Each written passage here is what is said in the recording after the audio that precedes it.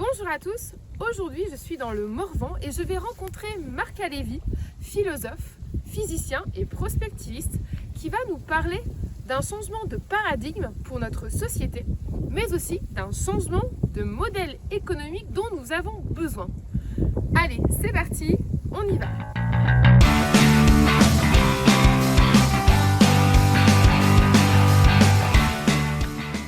Bonjour Marc. Bonjour Angélique. Merci de me recevoir ici chez toi, dans le Morvan. Alors j'ai souhaité effectivement aujourd'hui t'interviewer pour effectivement que tu nous parles des paradigmes en fait, du paradigme dans lequel on est et vers lequel on va basculer. On va déjà parler de toi. Qui est Marc Alévi? Tu es philosophe, physicien, tu es conférencier et tu es spécialiste des modèles complexes, des systèmes complexes. Tu as parlé beaucoup de fois en fait de l'entreprise, mais aussi l'analyse de nos sociétés dans tes livres. Tu as écrit à peu près 80 livres, moins de 100 livres en fait. 124. Oh, ça a évolué alors. 124 livres, dont certains portaient finalement sur le changement de notre économie.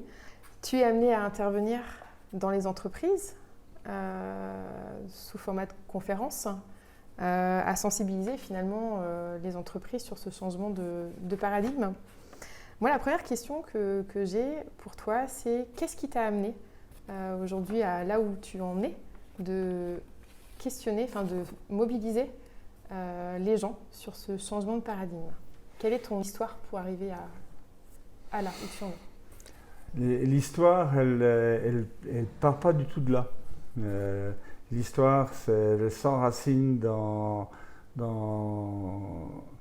une énorme curiosité pour comprendre l'univers. Donc je suis physicien, et d'abord et avant tout physicien. Je suis quelqu'un qui vient des sciences dures, je suis polytechnicien, mais je suis guéri. Et puis après, j'ai fait de la physique théorique pendant des années. J'ai travaillé pendant 20 ans auprès de quelqu'un qui s'appelle Ilya Prigogine, qui a été prix Nobel en 1977. C'est ce monde de la physique, mais pas n'importe quelle physique qui m'a intéressé. Et donc le point de départ, c'était vraiment comprendre l'univers, assez loin de l'homme en fait, c'est plus global. En gros, c'est une vision du monde où l'univers n'est pas un assemblage d'objets qui interagissent entre eux avec des forces élémentaires selon des lois élémentaires. C'est plutôt une vision du monde comme un énorme processus, qui est un processus d'évolution. Donc on est beaucoup plus du côté de la vie que de la matière, du côté de l'évolution organique de l'univers, plutôt que d'une évolution très matérialiste, analytique, déterministe. Voilà. Bon. Tout ça pour dire que c'est un paradigme, tu as utilisé le mot, c'est un paradigme scientifique qui est né quelque part un petit peu après la guerre et qui aujourd'hui prend une extension intéressante, vraiment intéressante.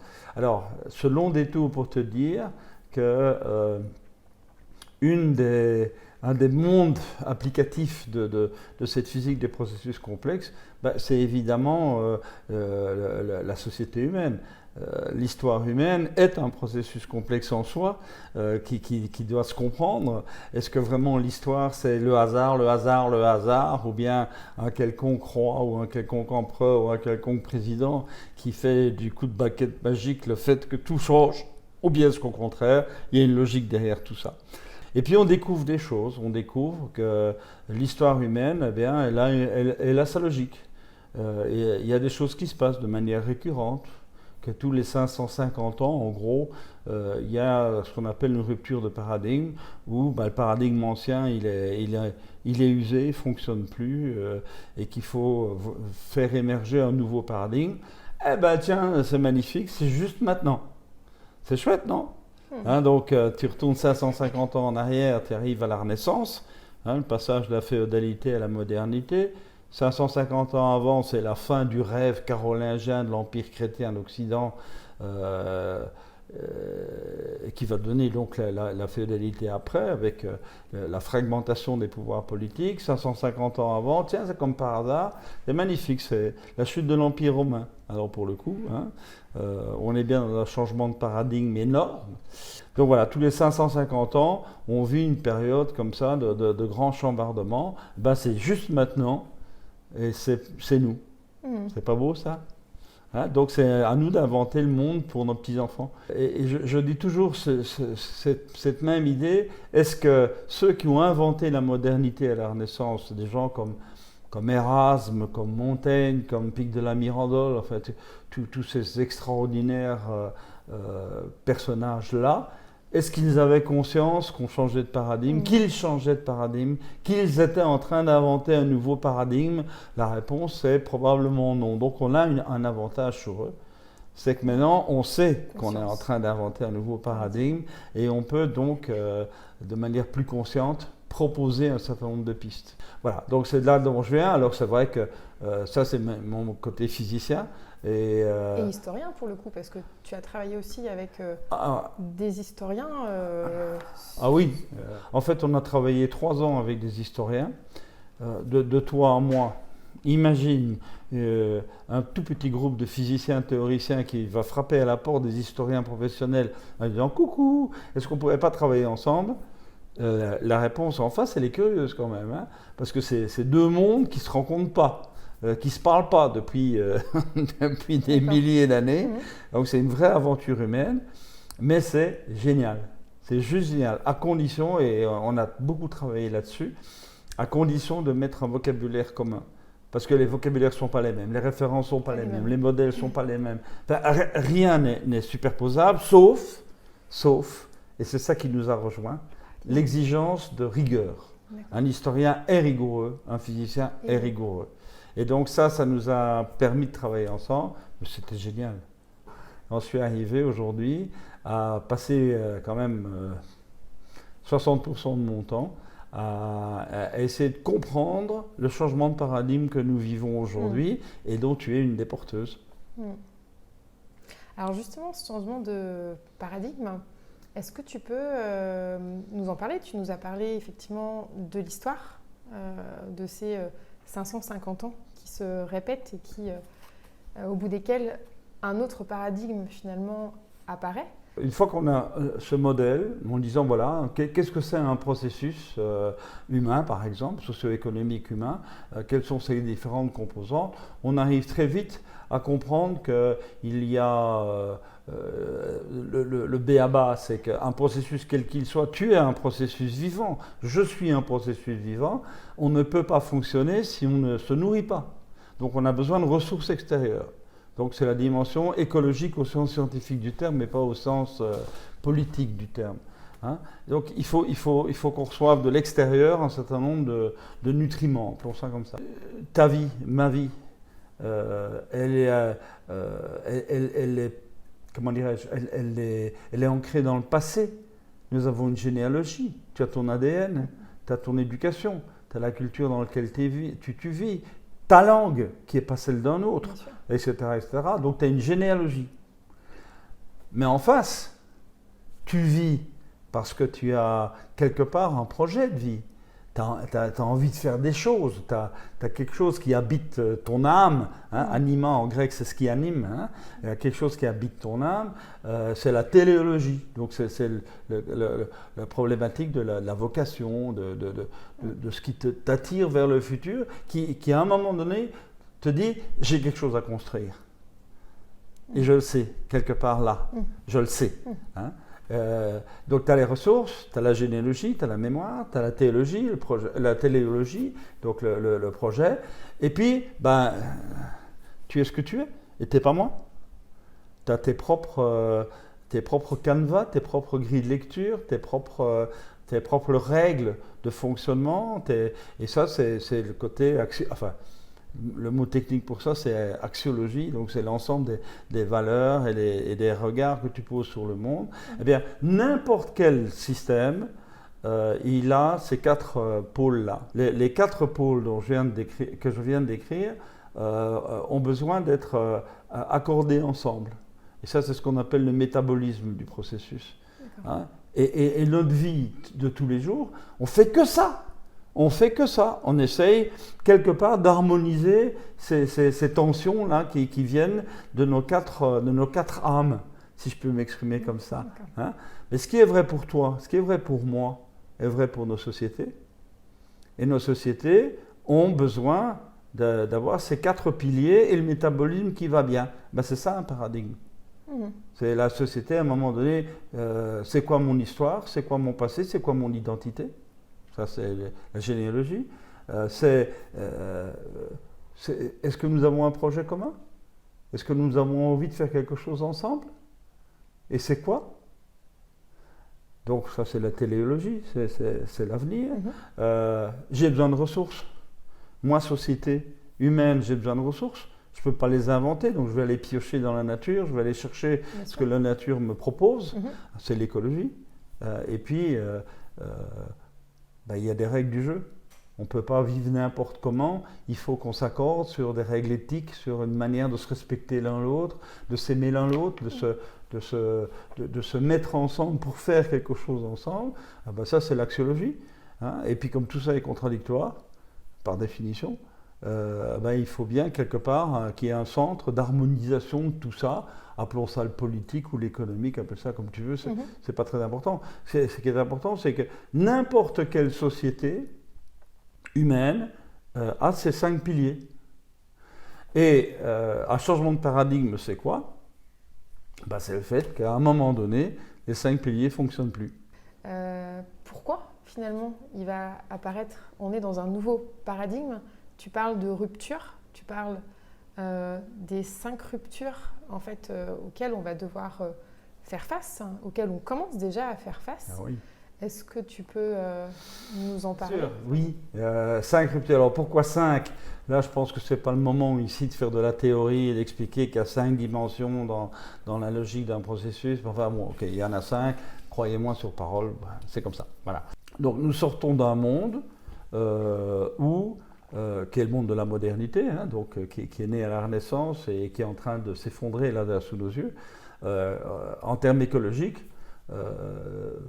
on a fonctionné dans une illusion, dans le mythe de l'abondance. La nature est là, elle va produire à profusion et on va pouvoir y aller, mais alors, vas-y, hein. Et puis, on ne s'est pas privé. Surtout les 2 derniers siècles qui viennent de se passer, là, on est rentré dans une logique de pénurisation. Et donc, pour ça, il faut y répondre. Premier défi, comment on répond au fait que nous ne sommes plus dans une société d'abondance? Comment peut-on faire comprendre qu'il y a trop d'êtres humains sur Terre et qui consomment chacun beaucoup trop? Donc, comment on peut faire pour arriver à quelque chose qui s'appelle la frugalité? Enfin, moi, j'aime bien le mot frugalité, je trouve que c'est un joli mot. Hein, comment on peut faire moins mais mieux? Voilà. L'autre dimension, c'est la généalogie, c'est l'identité. On est qui? Je me reconnais dans quoi?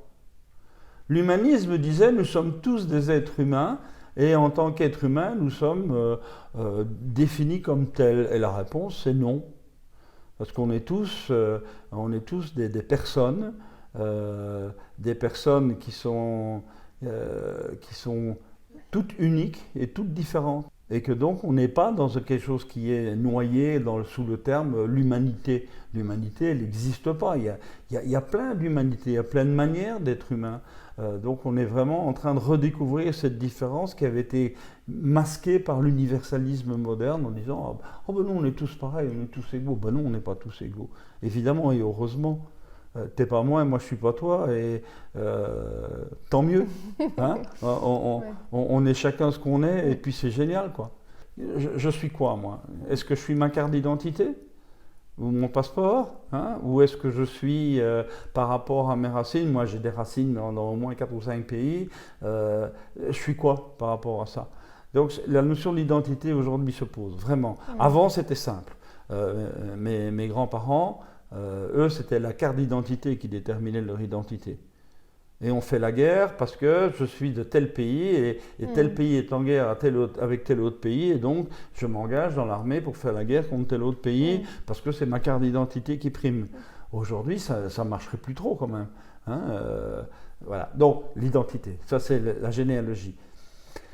L'axiologie, donc c'est la rupture sur les valeurs, sur les règles du jeu, sur l'éthique. Le XXe siècle a été un énorme siècle de nihilisme. C'était nihil en latin, ça veut dire rien. Hein, donc, rien ne vaut, tout se vaut, il n'y a rien d'absolu, tout est relatif, etc. Ce qui a été une manière de se libérer du carcan du passé. Donc je ne crache pas dans la soupe, je dis simplement que maintenant, ce nihilisme a abouti à quelque chose qui est extrêmement déprimant. En quoi faut-il croire? En rien. Qu'est-ce qui est sacré? Rien. Qu'est-ce qui vaut la peine? Rien. Et ce rien, nihil en latin, c'est aujourd'hui quelque chose qui est de plus en plus mal vécu pour beaucoup de nos contemporains, parce qu'ils ont quelque part besoin de croire à quelque chose. Et donc, croire, oui, mais croire pour soi, parce qu'on le souhaite, et que ces croyances peuvent être évolutives. Et que donc, mettre en place une éthique me paraît important. Moi, je pense que c'est le rôle premier du politique. Le politique, c'est pas de s'occuper de la vie des gens. Le politique, c'est de donner des règles du jeu pour assurer une espèce de paix entre les humains, qui chacun est autonome et fait sa vie sous sa propre responsabilité. C'est ça l'éthique. Et puis, il y a la grande question de notre époque, hein, c'est société humaine, oui, mais pourquoi faire? C'est quoi le but? C'est quoi la vocation? C'est quoi notre projet commun?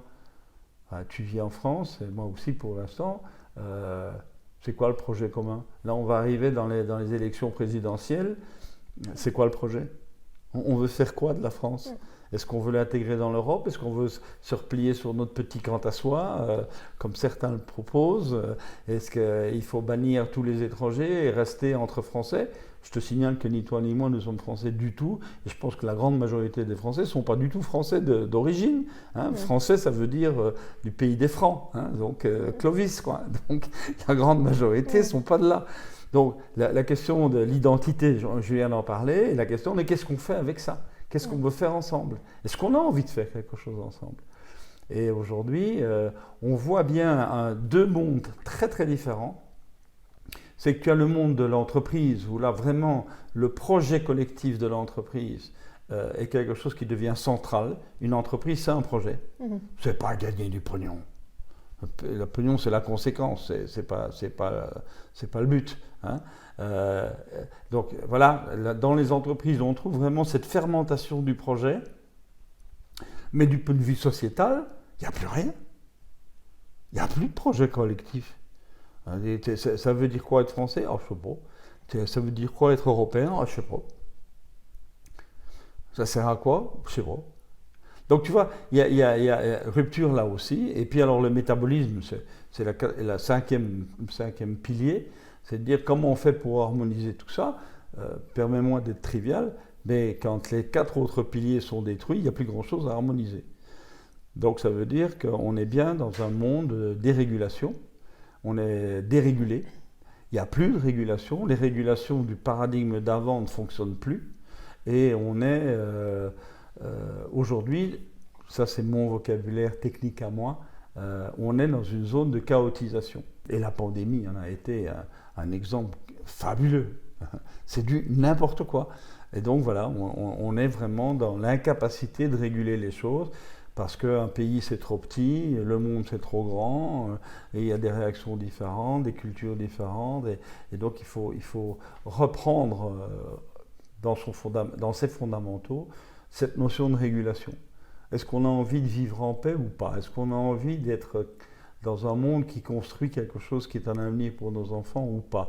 Et si la réponse est oui, eh bien à ce moment-là, il y a des règles du jeu et des modes d'agencement qui doivent être inventés. Et je dis bien inventés, hein, parce que c'est pas en reproduisant les bêtises du passé qu'on va faire avancer le système. Je reviens sur effectivement les 5 ruptures dont tu parles très souvent aux entrepreneurs. Tu parles de la rupture écologique, c'est la première finalement que tu abordes avec la finitude des ressources, avec la prévision de la démographie, de passer de 7 milliards à 11 milliards d'individus. Tu parles aussi de la rupture finalement informationnelle ou numérique, celle qui arrive, et puis organisationnelle, de modèles économiques et aussi la logique de sens. Oui. On les reprend. Ouais. Est-ce qu'on peut rebalayer ces 5 grandes ruptures finalement qui vraiment là nous montrent d'un point de vue presque concret, d'un point de vue vraiment matériel finalement, que ça ne tiendra pas la route finalement de continuer comme ça. Tu as 1000 fois raison. Donc ce que je viens de faire là, c'est plutôt une vision plus philosophique de l'ensemble. Maintenant, redevenons concrets. Concret, ça veut dire que tous les réservoirs de ressources naturelles, dont la grande majorité sont non renouvelables, parce qu'il faut arrêter de dire des bêtises,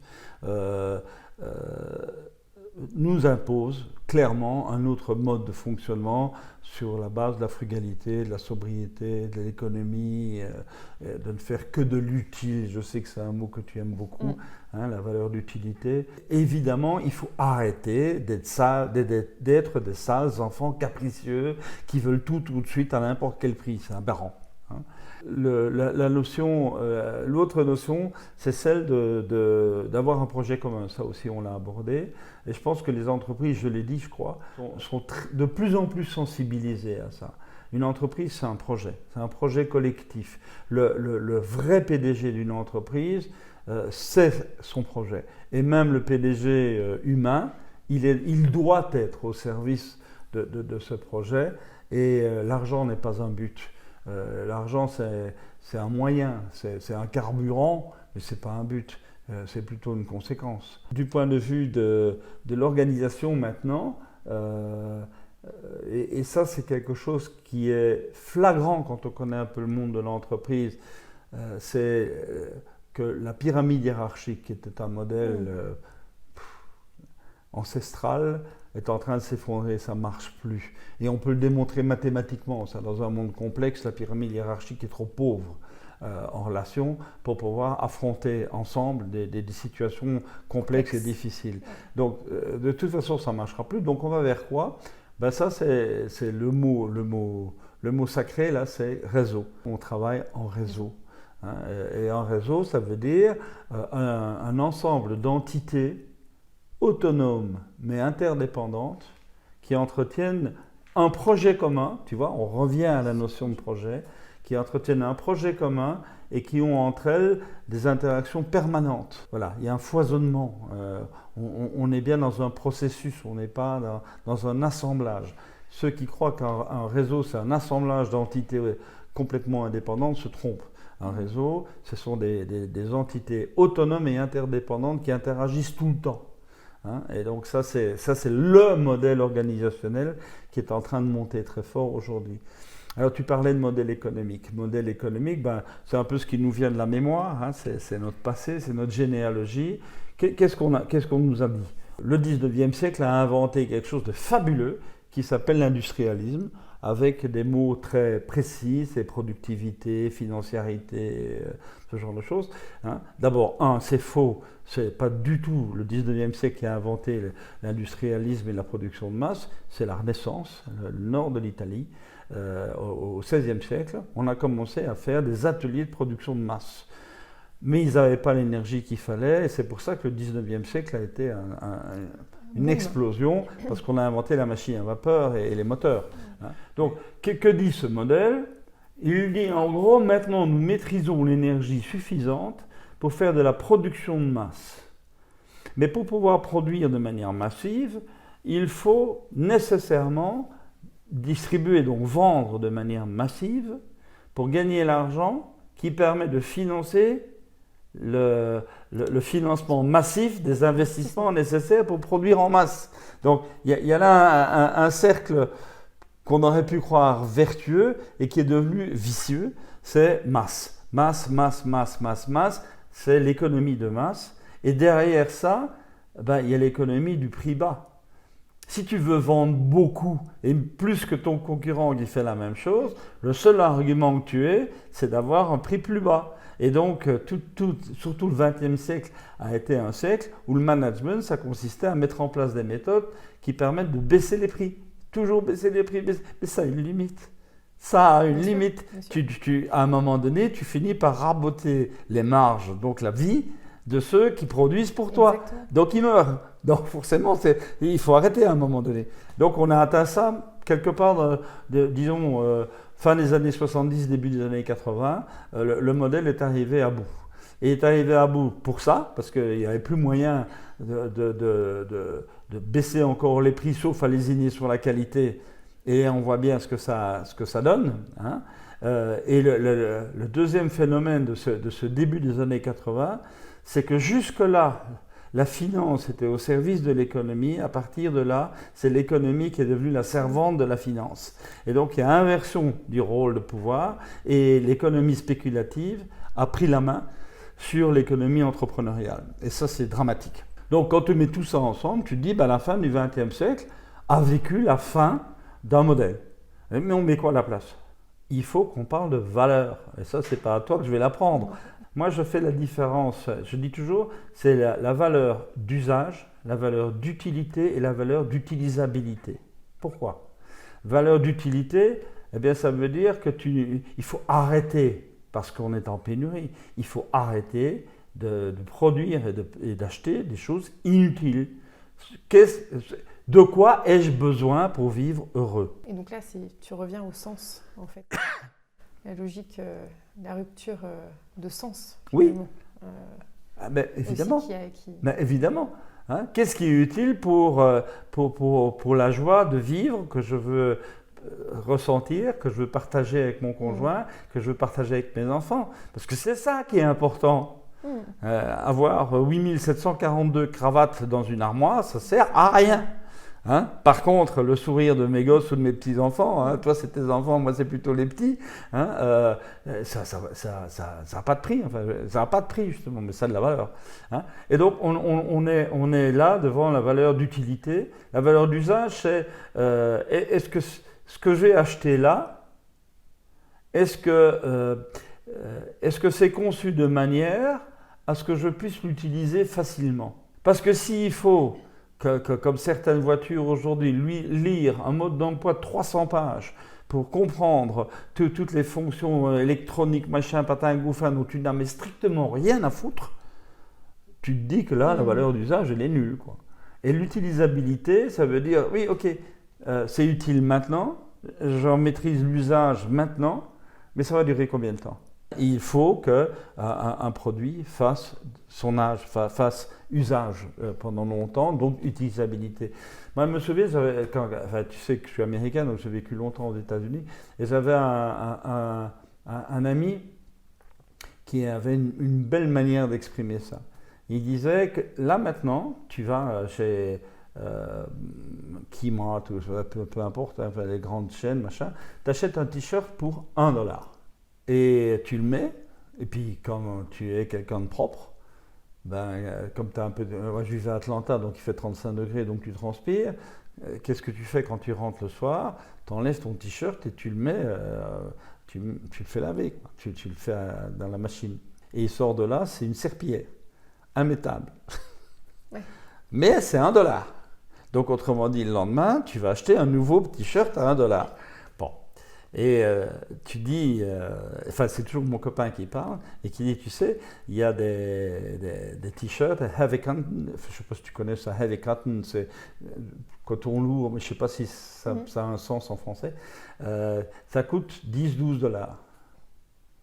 Tu le nettoies tous les jours, tu le laves tous les jours, et ça dure 5 ans. Fais un peu le compte, au bout de l'année, quelle est la solution la plus économique? Et la plus écologique. Et la plus écologique en plus. Hein? Donc tu vois, c'est ça que je trouve intéressant dans cette notion de valeur d'usage, d'utilité et d'utilisabilité, c'est que ce qui est plus cher à l'achat n'est pas nécessairement ce qui est le plus cher pendant toute la durée de vie de l'objet. Bien sûr. Hein. Et ça, on l'oublie tout le temps. Quand on achète une voiture aujourd'hui, on va voir les catalogues des grandes marques, machin, Patagofa. On va dire, ah ben celle-là, regarde un peu les performances qu'elle a et le prix, c'est celle-là, le meilleur rapport qualité-prix. Non, c'est pas un rapport qualité-prix, c'est un rapport performance-prix. Alors, première question, est-ce que tu as besoin de la performance? Et deux, une fois que tu as payé le prix, tu commences à payer tous les jours tes taxes de circulation, ton assurance, ton carburant, tes entretiens, tes dépannages, Patagofa. Et donc, tu dois faire ça sur toute la durée de vie de la voiture. C'est à ce moment-là où tu te rends compte du prix réel de la voiture par rapport à l'utilité que tu en as. Et donc, des tas de gens sont en train de se dire, mais dans le fond, est-ce que j'ai vraiment besoin d'une voiture? Tu sais, le grand-père adoptif qui m'a élevé, c'est un bon paysan flamand, et il y avait une phrase que je n'ai pas comprise quand j'étais gamin, mais que j'ai vachement bien compris depuis. Il disait toujours, je ne suis pas assez riche pour me payer du bon marché, parce que le bon marché, ça finit toujours par coûter beaucoup trop cher. À 1000% avec toi, quoi. Il faut sortir de la logique absurde du prix. Il faut sortir de la logique absurde de la production de masse, de l'économie de masse, la grande distribution, la production industrielle massive, etc. Ce sont des aberrations. Et c'est là où je pense qu'il y a un grand pas à faire, un grand changement à faire. Et tu en es militante et tu en es porteuse quelque part. Et je pense que, évidemment, tu as raison. Pourquoi? Parce qu'indépendamment de toute considération affective pour l'idée, si on continue dans le modèle financiero-industriel, on va dans le mur, on est en situation de pénurie et on délire en termes de consommation de ressources. Forcément, à un moment donné, tu sais, moi je suis matheux, hein, donc les courbes ça se croise, quoi, et à un moment donné ça marche plus, forcément. Hein. Donc, je pense que là, il y a quelque chose d'important à faire. J'ai une conviction très très forte, c'est que, allez, toi et moi, on crée une entreprise tous les deux, d'accord? Allez, on invente, hein, on fait de l'outillage industriel. Ouais. Je vais me demander comment augmenter la valeur d'usage ou d'utilité de ce que nous produisons tous les deux. Comment je vais faire? Ben, on va aller voir tous les deux nos utilisateurs finaux. Pas les acheteurs. Les acheteurs, ils parlent prix, mais ils ne parlent pas utilité. Donc il faut aller voir les utilisateurs finaux. Utilisateur, c'est bien utilisé. Hein. Et on va leur dire, dites-moi un peu, nos outillages, là, ils vous conviennent bien? Et vous les avez bien en main? Vous avez été formé pour les utiliser convenablement? Est-ce qu'il y a des défauts? Est-ce qu'il y a des trucs qui ne vont pas bien? Comment on peut faire pour vous aider à mieux les utiliser? Et en plus, votre métier, il est en train d'évoluer. Vous ne voulez pas nous dire comment il va évoluer? Comme ça, on va anticiper et on va être plus près de vous pour avoir le bon outil demain. On est OK? Bon, toi et moi, on a fait ces 8000 interviews comme ça. On revient avec des quantités phénoménales de données. Et puis, on va se retrouver tous les deux, quelque part dans un bureau ou dans un bistrot, comme ici. Et on va se dire, bon, on fait quoi avec tout ça? On va se mettre à réfléchir. On est d'accord? Et puis, on va se dire, ah bah oui, mais là, on peut faire comme ci. Là, on pourrait faire ça. Ah oui, ça, il faut transformer ça. Il faut changer. Voilà, on va devenir créatif. Regarde un peu tout le parcours qu'on aura fait tous les deux. Qu'est-ce que j'ai dépensé comme argent? J'ai augmenté la valeur de mes produits en investissant du temps et de l'intelligence. Ça n'a rien coûté à personne. Je n'ai pas besoin de banquier pour faire ça. Non? Et on continue alors. On continue. Ça s'appelle de la coopération. Voilà, ça s'appelle... Moi, j'ai un autre mot qu'à te proposer Nous, on appelle ça de la coopération. Mais on est OK. On est OK. Mais qu'est-ce qu'on a fait? On a injecté dans le processus quelque chose qui s'appelle des ressources immatérielles.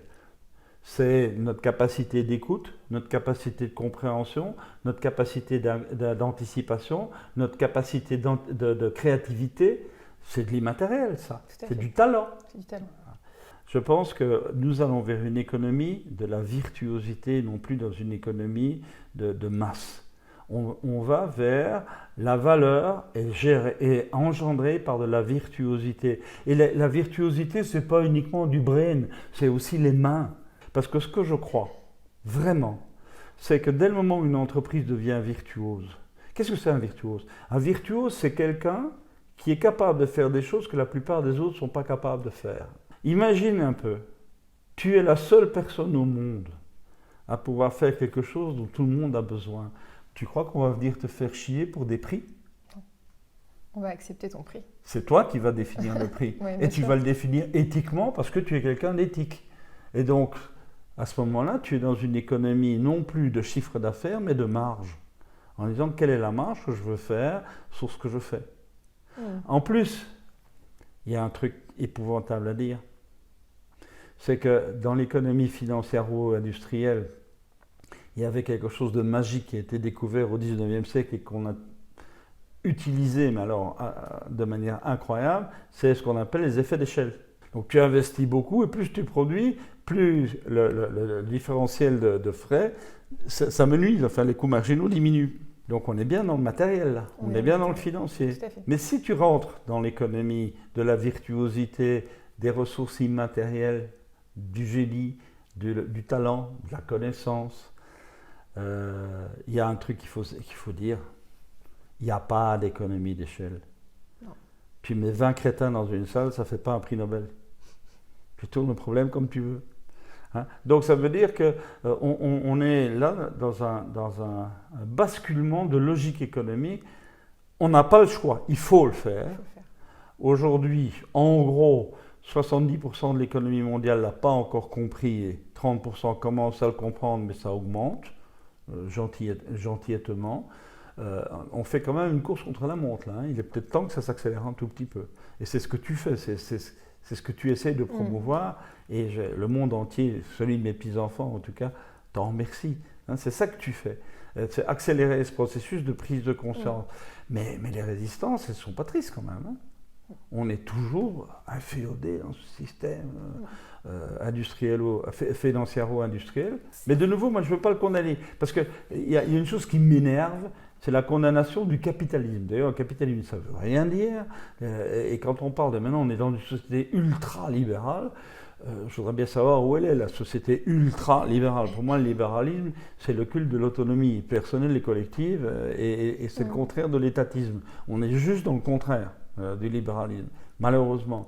Donc, je ne veux pas, moi, du tout faire d'idéologisation de ce que je dis. Il ne s'agit pas de dire qu'il y a un modèle qui est mieux que l'autre. Je dis simplement qu'on doit réinventer une autre manière de fonctionner ensemble. Et puis chacun y mettra sa sauce et chacun y mettra son... Là, ce qu'on a plutôt pointé, c'est vraiment la logique de productivisme, en fait. Hein. Oui. Pas la logique capitaliste ou ultralibéraliste, mais productiviste, en fait. Et c'est cette logique du système à changer. Et donc, c'est pour ça que j'aime bien le mot virtuosité, parce que... phoniquement, on dit ça, il est de la même famille que productivité. Et c'est juste le contraire l'un de l'autre. La productivité, c'est la médiocrité en masse. La virtuosité, c'est la qualité bien faite. Et donc moi, je mets ces deux-là en opposition. Et je dis, nous devons passer d'un modèle productiviste à un problème... je ne sais pas quel est le mot, virtuosiste, ou je ne sais pas comment on dit, un modèle de virtuosité. C'est vrai que ce n'est pas facile de donner un nom à ce nouveau modèle économique. Alors nous, on l'appelle le modèle de l'économie de la fonctionnalité et de la coopération, mais ce n'est pas facile. Hein. Non. Toi, des fois, je t'entends dire l'économie de l'intelligence, donc l'économie de la valeur d'usage. Voilà, effectivement, c'est peut-être l'économie des talents, mais effectivement... C'est pas quelqu'un d'aussi talentueux que toi que je dois expliquer ce que c'est que le talent. Donc c'est là où il y a vraiment un changement à faire, mais je pense qu'il évolue mieux au sein des entreprises que dans le monde de la consommation. Je crois que les consommateurs sont toujours dans le vieux système, production de masse, prix bas, basse qualité, médiocrité, etc., etc. Alors que les entreprises, enfin, une part des entreprises, surtout les PME, sont de plus en plus conscientes de ce que ça veut dire virtuosité, qualité, ciblage, pas faire n'importe quoi à n'importe quel prix. Donc ça, je pense que C'est le consommateur qui est en retard, c'est pas trop l'entreprise. L'entreprise, il faudrait pas grand-chose pour qu'elle bascule dans la nouvelle logique. Ils sont prêts, en gros. Je ne parle pas des grosses boîtes, des dinosaures qui vont de toute façon mourir. Cela, je m'en fous. Mais je te parle de ceux qui feront l'entreprise de demain, l'économie de demain. Et, ils ne demandent qu'un petit coup de pouce. Mais il faut pour ça que le consommateur rentre dans cette logique-là en disant « Moi, je veux des choses utiles, des choses de qualité, des choses bien faites qui ne me posent pas de problème. Et je paye plus cher, oui, mais je m'en fous. Parce que de toute façon, au bout du compte, ça me coûtera moins cher d'avoir de la qualité. Donc voilà. On revient peut-être sur 2 ruptures dont on n'a pas parlé. C'est la rupture numérique. Ah oui, c'est vrai. J'aimerais t'entendre par rapport à la rupture numérique parce que tu prévois des choses pour 2035 sur les machines, enfin l'automatisme dans les entreprises. Ouais. Et je pense que ça, il faut en avoir conscience. Et la deuxième chose, j'aimerais y revenir aussi, c'est la logique de sens, finalement, arriver à quelque chose qui s'apparente à la spiritualité. Oui, mais là tu me tiens, là. Je voudrais que tu puisses reparler de ces 2 ruptures aussi, qui sont importantes d'un point de vue bouleversements qui vont quand même arriver, qui arrivent. Je commence par un préalable. La révolution numérique concerne la technologie. Et une technologie n'est ni bonne ni mauvaise en elle-même. C'est l'usage qu'on en fait. Encore une fois. Donc, oui, mais il faut être prudent là-dessus. Donc ça veut dire quand les gens te disent l'informatique c'est le sauveur de l'humanité ou l'informatique c'est la pire des calamités, non, c'est ce que tu fais de l'informatique qui va être calamiteux ou sauveur. Donc voilà, cela étant posé, l'histoire du numérique est une histoire quand même assez fabuleuse. Ça a été rapide. Quand tu imagines que moi, tout début des années 70, on était encore en train de balbutier dans les langages machines et dans les premiers langages de programmation, et que tu vois que tous les 10 ans, il y a un saut colossal jusqu'à aujourd'hui, où tout le monde est connecté avec tout le monde, avec son téléphone, tu te dis, ah, il s'est passé quelque chose quand même. Bon. Alors, qu'est-ce que ça a comme incidence sur la réalité de vie ? Deux mondes très différents. Premier monde, c'est que le numérique nous permet, nous les humains, de nous débarrasser de toute une série de tâches dangereuses, inintelligentes, fastidieuses, lassantes, lourdes. Et ça, c'est le grand bénéfice de la robotisation et de l'algorithmisation. Nous pouvons, nous les êtres humains, enfin nous consacrer à ce pourquoi nous sommes faits, c'est-à-dire à être intelligents. C'est quand même pas mal. Alors quand on me parle d'intelligence artificielle, moi je suis, mais furax. Ça n'existe pas, l'intelligence artificielle. Un ordinateur, c'est une machine électromécanique la plus stupide du monde. Elle sait faire une seule chose, c'est ajouter des 0 et des 1. Point barre. Mais elle le fait vite. Et elle en fait beaucoup. On est d'accord. Mais c'est stupide. Et comment fait-elle pour additionner des 0 et des 1 ? Elle obéit à un programme qui est de l'intelligence humaine. Qu'on arrête de parler d'intelligence artificielle, ça n'existe pas. Encore une fois, cette intelligence humaine peut être mise au service de quelque chose de grandiose ou de quelque chose d'affreux. Mais c'est l'intelligence humaine qu'il faut regarder, et pas cet amplificateur d'intelligence qui s'appelle l'informatique. Donc voilà, on est là devant une espèce de machine d'amplification qui est incroyable. Toi, moi, tous les jours, on peut travailler avec n'importe qui dans le monde à la vitesse de l'éclair, comme si on était dans la même salle. On peut avoir accès, il faut se rappeler l'histoire quand même. On peut, toi et moi, de notre bureau, avoir accès à peu près toutes les connaissances du monde dans la seconde. Alors qu'il y a quelques siècles, les livres étaient rares. Ils coûtaient cher, qui n'avaient pas accès à la connaissance. ou alors il fallait avoir des chemins compliqués, quoi. C'est-à-dire que toi, boum, ton moteur de recherche, c'est bon. Tu veux savoir qui est Angélique, boum, et tu as tout. Tu as 20 sites où on parle de toi. C'est quand même extraordinaire. Donc, moi, ce que j'essaie de mettre en avant, c'est de dire que c'est quand même fabuleux de pouvoir être dans un monde où la révolution numérique nous permet de faire ce qu'on fait de mieux, c'est-à-dire d'être intelligent, d'être émotionnel, d'être passionnel, d'être dans le relationnel, d'être dans la créativité, dans l'imagination, et de nous débarrasser de tous ces trucs à la con qui nous embêtent dans la vie de tous les jours. Et en plus de ça, on a accès à toute la bibliothèque de connaissances de l'humanité depuis des milliers d'années. Cela étant dit, ça c'est le bon côté. Et le mauvais côté, il existe aussi. Le mauvais côté, c'est de dire, eh bien donc, j'ai plus d'efforts à faire. Il faut plus que j'étudie, parce que de toute façon, tout le savoir, il est disponible, donc pourquoi veux-tu que j'étudie? Or que le savoir et la connaissance, c'est pas la même chose. J'ai plus besoin du tout de travailler, vu que les robots et les algorithmes vont faire le travail. Donc moi, je ne veux plus travailler, donc je ne veux plus rien construire. Or, la construction donne sens. Hein. Tu vois, je suis déjà en train de penser à ton sujet après. Hein.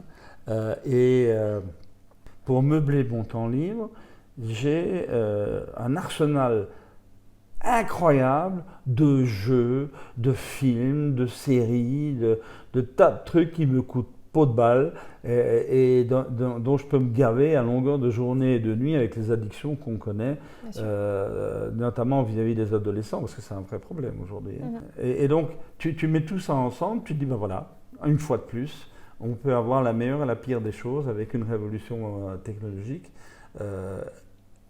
Qu'elle change nos vies, c'est évident. Que ce soit irréversible, c'est évident. Et donc, tu vois, je vais faire un petit retour en arrière. Et le risque de manipulation aussi. Ah oui, alors là, tu parles des réseaux. Enfin, tu veux que je te parle des réseaux sociaux? Je suis parti pour 3 heures là. Non, sans, mais en tout cas de faire un tout petit détour. Mais c'est vrai que ça peut être un des phénomènes de dangerosité. J'ai bien connu la contre-culture américaine et elle m'enthousiasmait. En disant l'informatique, ce qu'on appelait l'informatique à l'époque, et le numérique va nous permettre en fait une certaine libération de la parole, une libération de la pensée, une espèce de démocratisation de l'accès à l'information qui avant ça était quand même très, très, très filtrée par les médias classiques, etc., etc. Donc il y avait une idée un peu grandiose, là, une idée un peu humaniste, universaliste, d'une naïveté pas possible. Mais bon, c'était sympa. Aujourd'hui, et ça c'est mon regard, c'est que les réseaux sociaux sont des machines qui ont été récupérées par toute une série de gens pour faire de l'intoxication et de la manipulation de masse. C'est évident. Je sais que toi, tu travailles beaucoup avec les réseaux sociaux et que tu essayes d'ouvrir des portes là pour que les messages passent de manière massive. Mais en face, tu as quand même un mésusage de ces réseaux sociaux qui est dramatique, qui est effrayant. Quand tu vois, avec la pandémie, tu l'as vécu comme moi, avec la pandémie, la machinerie manipulatoire mise en place par Big Pharma et certains États à propos de la pandémie pour amener les gens à se comporter de telle manière ou telle autre manière, c'est juste une espèce de totalitarisme déguisé et c'est manipulatoire de manière effrayante. Alors comment on fait, hein? Parce que je comprends bien ton usage à toi des réseaux sociaux où tu dis il y a des choses à dire et il faut que ce qu'il y a à dire soit partagé le plus largement possible et enrichisse le maximum de gens autour de moi. Attends, je me mets à genoux devant toi et je te dis merci ma belle, hein, c'est clair. Mais en face, tu as quand même pas mal de crapuleux qui mésusent complètement du système et qui ont fait des réseaux sociaux un truc absolument abominable. Comment on va faire pour trier tout ça? Et moi, je ne crois pas trop aux réglementations RGPD ou ce genre de choses. Elles sont contournées dans l'heure. Donc, j'y crois pas trop. Donc, ce que je me dis, c'est que c'est à l'autre bout de la chaîne, c'est l'utilisateur final, non, utilité, usage, on revient. Hein, c'est l'utilisateur final qui doit être quelque part alerté, averti, éclairé sur le bon usage des réseaux sociaux et de réinjecter quelque chose qui s'appellerait l'esprit critique. La consommation responsable avec l'esprit critique. Et on est dedans. Ouais. Et là, c'est pas gagné, hein, ma grande. Parce que quand tu vois aujourd'hui la manière dont l'enseignement fonctionne, dont les systèmes éducatifs fonctionnent, on n'est pas vraiment les champions du monde de l'apprentissage de l'esprit critique. Là, tu vois, je suis un peu inquiet. Je suis quand même un peu inquiet par rapport à ça. Et puis, oui, pardon. La dernière rupture, oui, le sens. Celle que tu voulais aborder. Alors moi, j'emploie un mot qui n'est pas bien vu en France. Hein, c'est le mot spiritualité, parce qu'en France, on a une vraie habitude depuis la loi sur la laïcité en 1905 de confondre religion et spiritualité. Ben, pour moi, ça n'a rien à voir du tout. Tu peux être religieux sans être spirituel, tu peux être très spirituel sans être religieux du tout. Donc je pense que c'est deux choses complètement différentes, même s'il y a des connexions de droite et de gauche, et historiques surtout. La spiritualité, c'est quoi finalement? C'est de sortir de son nombril et de se dire, qu'est-ce que je fous là? C'est quoi tout ce bordel là autour de moi là? C'est quoi cette Angélique qui vient me poser des questions? C'est quoi ce jardin? C'est quoi cette manière de fonctionner? Pourquoi il y a des étoiles? Pourquoi il y a des planètes? Pourquoi il y a...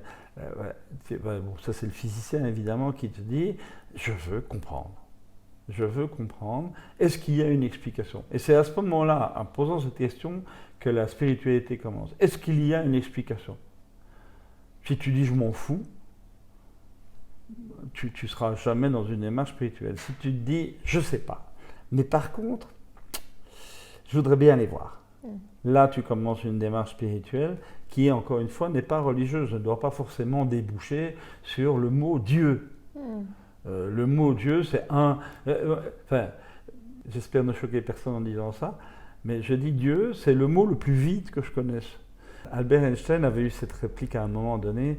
Il m'a dit, mais monsieur Einstein, c'est un journaliste qui lui pose la question, monsieur Einstein, vous qui êtes un des plus grands physiciens du monde, croyez-vous en Dieu? Et Einstein lui a répondu ceci, il dit, monsieur, définissez-moi ce que Dieu veut dire et je vous dirai si j'y crois. Parce que Dieu, c'est un mot vide. C'est une espèce de poubelle dans laquelle on met tous nos inconnus, tous les invisibles, mais c'est une poubelle intéressante. Hein. Je ne rejette pas du tout ce mot. Je dis simplement que ça n'est qu'un mot.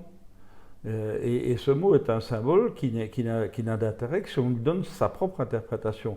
En disant, ben non, dans le fond, Dieu, c'est un mot qui ne me parle pas. Moi, je n'aime pas les gens qui disent, je crois en Dieu ou je ne crois pas en Dieu. Ça ne veut rien dire. Je ne peux pas croire en un mot.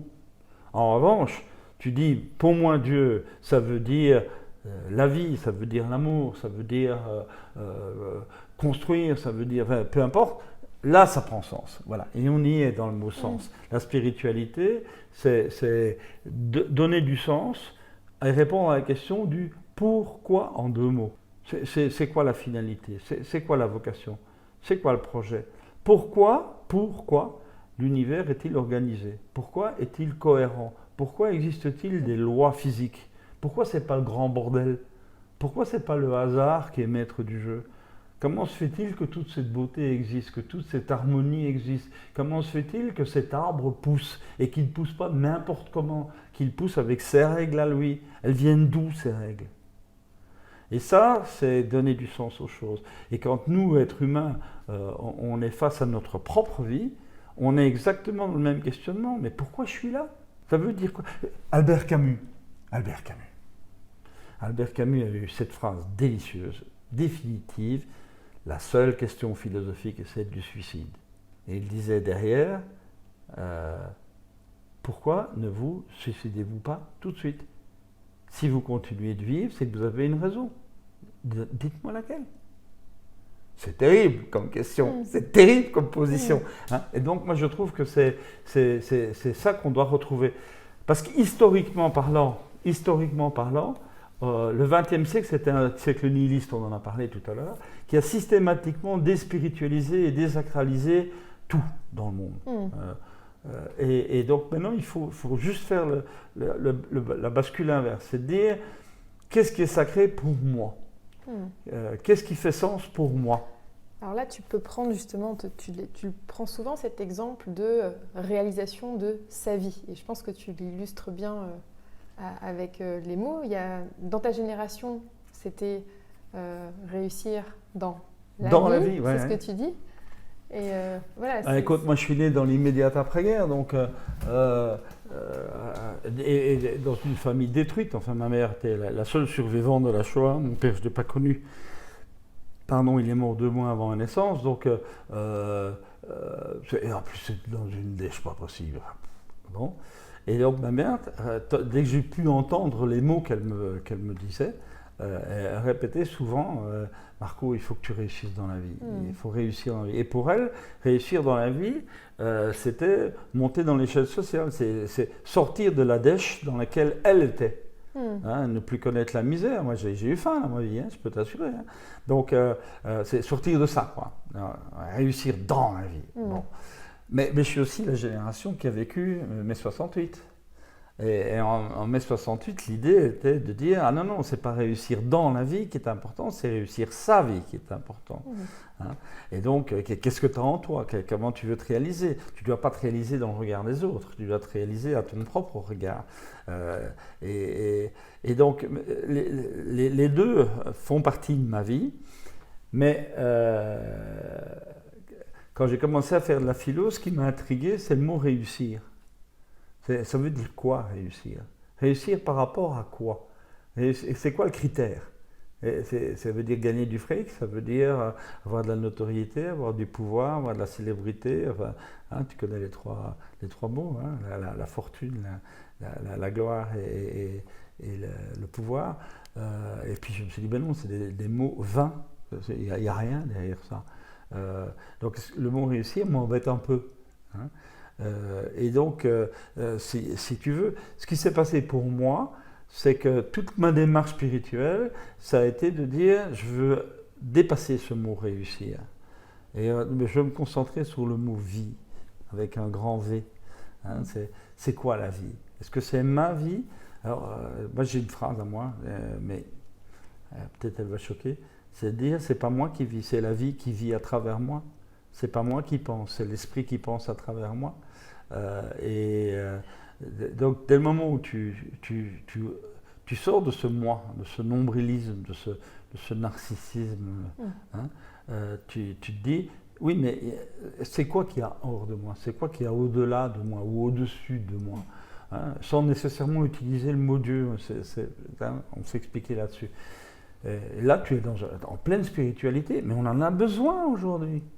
Quand tu te dis que l'humanisme, qui était une bonne idée du XVe siècle, XVIe siècle, a forgé toute la modernité et est arrivé à considérer l'être humain comme le nombril, le sommet, le but de l'univers, et de lui permettre de faire tous ses caprices en pillant et en saccageant tout autour de lui, tu te dis qu'il y a un os quand même.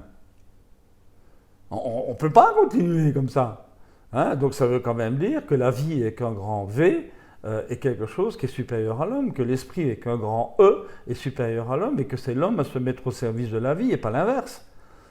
Et là, on fait de la spiritualité fondamentale, indépendamment de toute croyance religieuse ou tout ce que tu veux. C'est pas de ça dont je parle. Je dis c'est l'homme qui est au service de la vie et pas l'inverse. Et donc cette inversion-là me paraît capitale, mais capitale. Il faut que l'on en arrive à dire que l'homme n'est pas au service de son nombril. Il faut que l'homme se mette au service de quelque chose qui le dépasse. Et ce qui peut le dépasser de plus immédiat, c'est la vie, c'est l'esprit, c'est la pensée, c'est la culture, la connaissance. Appelle ça comme tu veux, je m'en fous. Mais pas mon nombril. Alors justement le sens, tu sais que moi sur ma chaîne, je vais souvent dire que pour changer le monde, c'est finalement changer ce modèle économique. Ouais. Parce que si on arrive à un changement économique porté sur l'utilité, on va retrouver aussi intérieurement du sens dans cet outil productif du travail. Il n'y a pas que le modèle économique à changer, Mais je pense que le modèle économique, et tu as raison de mettre l'accent dessus, c'est en fait la vie de tous les jours. Nous sommes tous des animaux productifs et consommateurs. Et produire et consommer, c'est l'économie. Donc la quotidienneté, c'est le modèle économique. Mais il n'y a pas que le modèle économique, il y a tous les autres modèles. Il y a le modèle éthique, il y a le modèle politique, il y a le modèle écologique, on en a parlé un peu. Et donc, il n'y a pas que le modèle économique qui va changer, mais c'est probablement, et là tu as raison, c'est par là qu'il faut commencer, en disant, essayez de comprendre que vous fonctionnez dans un monde qui n'est pas le vôtre et que vous avez le devoir de consommer et de produire de manière intelligente. Oui, bien sûr. Pour peut-être terminer l'entretien, qu'est-ce que tu conseillerais finalement aux entreprises et aux territoires finalement, parce que le changement va se passer finalement par nous, les individus. Finalement, moi je ne crois pas forcément à ce que ce soit le monde politique ou le monde en fait, tu vois, de ces structures politiques, du système. D'ailleurs, tu en parles très souvent. Qui vont changer des choses. Moi, je pense que le changement va arriver par nous-mêmes. C'est nous qui devons nous mettre en marche. Qu'est-ce que tu as à nous dire là-dessus? À la fois, qu'est-ce que tu conseilles pour les gens qui vont voir cette interview, mais aussi les entreprises et les collectivités? Tu viens de tout dire. Dans la mesure où les institutions politiques qui aujourd'hui détiennent le pouvoir en apparence sont typiquement des produits de l'ancien paradigme. Donc par définition, ils ne vont rien faire pour le nouveau paradigme, vu que ce nouveau paradigme va couper, va scier la branche sur laquelle ils sont assis. Ça va tuer leur fonds de commerce. Donc par définition, les institutions de pouvoir, qu'elles soient bien tenues ou mal tenues, ça ne change rien, ne vont rien faire pour faciliter l'émergence d'un nouveau paradigme qui leur échappe complètement. Et on le voit bien. Enfin, les élections, les préélections françaises d'aujourd'hui sont absolument un laboratoire fabuleux dans ce sens-là. Donc ça veut dire que tu as raison. Oublions les institutions politiques. Les institutions de pouvoir ne vont pas nous aider à faire émerger. Est-ce que d'ailleurs, à ce propos, tu prévois une rupture politique aussi?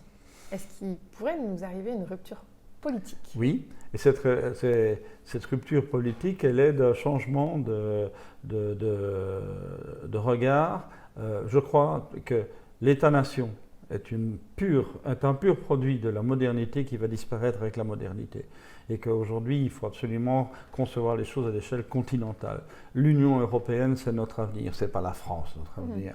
Il faut arrêter les violons nationalistes, nous et pas les autres. Non, on est européens, français par hasard, mais européens. Donc là, oui, il y a un basculement qui va se faire, qui est indispensable. De là à en convaincre les politiciens qui sont aujourd'hui au pouvoir, ça va être dur quand même. Hein. Donc les choses vont se mettre en place et je pense que c'est quand même en train de... Les vraies questions sont en train de poser avec des Orban en Hongrie, avec les Polonais qui sont en train de jouer sur le nationalisme contre le continentalisme. Les questions sont posées et il faudra bien leur donner une réponse. Donc c'est en route, je crois. Et donc, est-ce qu'on va gagner? Ça, c'est un autre débat. Si l'Union européenne ne devient pas une vraie fédération souveraine, les autres continents qui existent déjà, qui s'appellent par exemple la Chine ou les États-Unis, vont venir s'essuyer les pieds sur notre paillasson. Il faut être très clair là-dessus. Ce n'est pas la France qui va se battre contre les Chinois ou contre les Américains. Donc, ou bien on est ensemble, ou bien on n'existe plus.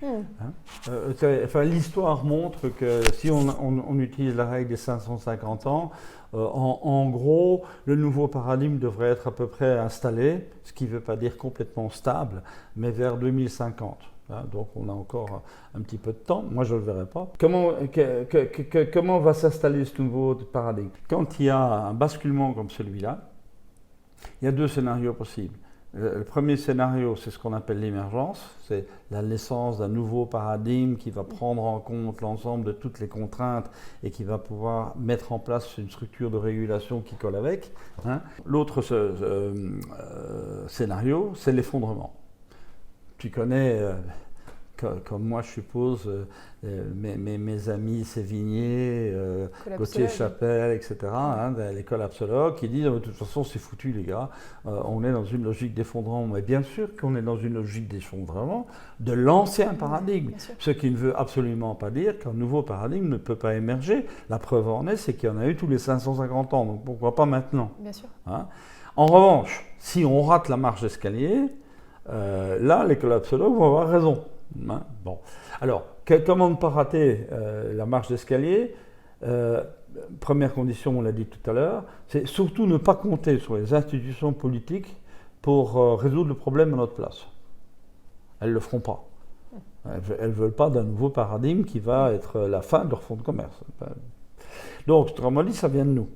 Donc, parlons de parler anglais, mais quand tu es dans un système établi, le système fonctionne de manière top-down.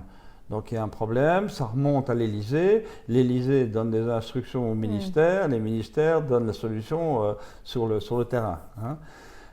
L'émergence, et le mot est là, l'émergence d'un nouveau paradigme se fait bottom-up. Hein. Donc autrement dit, ce sont les initiatives locales qui civile, en fait, hein. peu à peu vont converger pour construire ce nouveau paradigme en réponse aux problèmes réels. Alors, c'est quoi les initiatives locales? Ben, c'est toi, c'est moi, dans notre petite vie, la manière dont on fonctionne, qui va va faire dire à quelqu'un, ah, t'as vu la manière dont elle fonctionne, Angélique? Ben, elle fonctionne de manière différente de moi, mais elle n'a pas l'air malheureuse, hein. Et puis ses enfants, là, ils sont bien quand même, et puis ils ont l'air d'être heureux, tout ça. Ça m'intéresse qu'elle fait cette graphie. Ça peut être l'entreprise. Moi, je crois beaucoup à la PME, pas les grosses entreprises, c'est les dinosaures, ils vont mourir, c'est pas grave. Mais les PME qui sont en train d'inventer de nouveaux métiers, les nouvelles manières de manager, les nouveaux modes de fonctionnement en réseau, etc. La nouvelle intégration de robotisation, algorithmisation, tout ça se met en place et l'entreprise devient un foyer d'exemple. C'est intéressant quand même ce qui se passe. Hein. Y a plein de petits champignons qui sortent comme ça un peu partout et qui sont waouh, qui sont vraiment intéressants. Ils construisent l'avenir. Tu parlais des collectivités. Oui, moi je parle de communauté de vie, mais c'est la même chose. Hein. C'est clair que là aussi, du côté non économique, il y a plein de trucs qui se passent dans tous les coins. On est en train de réinventer la vie ensemble, loin de tous ces vieux fantasmes de la modernité qui sont un peu débiles. Il y a des nouveaux modes de vie qui se mettent en place. C'est clair, net et précis. Les individus, les communautés, les entreprises, c'est là où ça foisonne, c'est là où ça fermente, c'est là où ça germe. Hein. Et qu'est-ce qu'il faut leur donner comme conseil? C'est ça ta question. Moi je leur dis, mais testez, essayez. Et s'il y a des échecs, on n'apprend que par ces échecs, on n'apprend pas par ces réussites. Donc allez-y, n'hésitez pas, allez-y. Puis ça, sa foi, bon, on fait autre chose, parce que vous apprenez. Il faut apprendre, il faut créer, il faut avoir un autre regard sur la vie, sur le monde, sur la relation à l'autre, la relation à la nature, la relation au cosmos. C'est ça notre enjeu là, aujourd'hui, maintenant. Il faut y aller. Et c'est vous qui le faites. Comptez pas sur les institutions, ça sert à rien. Elles ne le feront pas de toute façon. Elles sont complètement coincées dans un monde imaginaire hors sol. Vous êtes les pieds dans la gadoue. Ben allez-y, hein, c'est bien la gadoue. Au moins ça vit. On ne pourra leur dire aux entreprises que finalement elles doivent tester de changer de modèle économique, parce que finalement c'est quand même la chose qu'elles peuvent faire à leur échelle, à leur niveau. C'est vraiment de tester un autre modèle économique, de prendre conscience, comme tu le dis, des valeurs immatérielles qu'elles ont, en fait. Hein, à la fois résoudre leur impact écologique, le limiter, mais aussi prendre conscience de l'immatériel qu'elles ont, qu'elles détiennent, et puis construire effectivement un modèle économique autour de ces valeurs immatérielles qu'elles ont, et aussi finalement de les proposer en fait aux consommateurs, de faire aussi ce pas vers le consommateur sur la valeur immatérielle, parce que je pense que la valeur immatérielle sera pas sera pas non plus injecté sur la consommation responsable si facilement que ça. En fait, il va falloir aussi qu'auprès des consommateurs, on fasse aussi quelque chose. Enfin, il me semble que c'est peut-être le plus gros du travail à faire. Enfin, comme tu le dis, hein, il y a deux leviers. Il va falloir soit agir sur la production, et c'est souvent ma question que j'ai moi dans mon influence. Est-ce que je dois faire une influence uniquement sur la production, le modèle productif, uniquement auprès des entreprises et des collectivités, ou est-ce qu'à un moment donné, je dois aussi quand même embarquer le grand public, tu vois, pour à un moment donné leur dire, bah oui, il y a un changement de paradigme, il y a une autre façon de consommer, il va falloir consommer autrement, il va falloir se tourner vers les entreprises qui font autrement, il va falloir abandonner finalement celles qui font de la médiocrité, en fait. Il va falloir s'orienter vers celles qui vous proposent de la valeur. Tu opposes à juste titre production et consommation. Du côté production, je pense que l'entreprise de demain, c'est un lieu où on développe du talent au service de la valeur d'usage, de la valeur d'utilité. Et ça, je pense qu'ils sont prêts. Je parlais plutôt des petites entreprises, mais voilà, ils sont à peu près prêts. Le vrai problème, c'est du côté consommation. Est-ce que le consommateur moyen est capable de comprendre que le prix n'est pas le meilleur critère d'achat? Et comment lui faire comprendre ça? Parce que mets-toi aussi un peu à sa place, quoi. Depuis les années 60, avec le début de la grande distribution, parce que c'est elle qui est grande responsable de ça, la grande distribution a tout misé sur le prix. Vous pouvez vous payer n'importe quoi, d'ailleurs, c'est pas cher. Venez chez nous parce que c'est pas cher. Tout, vous avez, tout. Ce qui est un énorme mensonge, évidemment, mais ça a tellement été martelé dans les cerveaux qu'on est maintenant 60 ans plus tard, et c'est rentré, hein, c'est de dire le prix. Je pense que le phénomène pandémique qu'on vient de vivre là a des effets intéressants. Intéressants, mais pas forcément durables, j'en sais rien. Mais je vois que les gens, par la pandémie, par ses conséquences, le confinement, la difficulté de déplacement, le masque, le machin, le truc, le bazar, autant de couillards que tu peux imaginer, les gens ont redécouvert une autre manière de consommer au niveau des ménages. Comme par hasard, on va à l'épicerie du coin. Comme par hasard, on redécouvre des produits de terroir. Comme par hasard, on recommence à faire de la cuisine. Et se dire, tiens, finalement, ce qu'on fait soi-même, c'est quand même pas plus mal que ce que l'agroalimentaire nous fabrique là, etc. Donc, on a bien vu des changements de comportement. Maintenant, est-ce qu'ils sont durables? J'en sais rien. Est-ce que l'esprit de qualité va triompher de l'esprit de facilité? Et ça, c'est la grande question. C'est le grand dilemme de notre époque, c'est les consommateurs peuvent-ils comprendre la notion de qualité, qualité de vie, qualité de plaisir, qualité de fonctionnement, qualité d'usage, d'utilité, enfin, et en face la facilité, c'est-à-dire oh ben dans le fond, moi tous les samedis je vais me faire chier pendant 3 heures dans le grand magasin du coin, enfin la grande surface du coin. Je me remplis un caddie, ou je me fais d'ailleurs baiser parce que on me fait acheter des trucs dont je n'ai pas besoin, mais c'est tellement bien présenté que je me retrouve à la maison et je me dis mais qu'est-ce que je vais foutre avec ça, pourquoi j'ai acheté ça, hein, enfin, etc. Donc la vraie question qui se pose, c'est est-ce que la majorité, parce qu'il en faut une, des consommateurs, va-t-elle sortir de la logique de facilité, rentrer dans la logique de qualité, dans tous les sens du terme. Ce qu'il faut quand même bien savoir, c'est que la logique de facilité est l'expression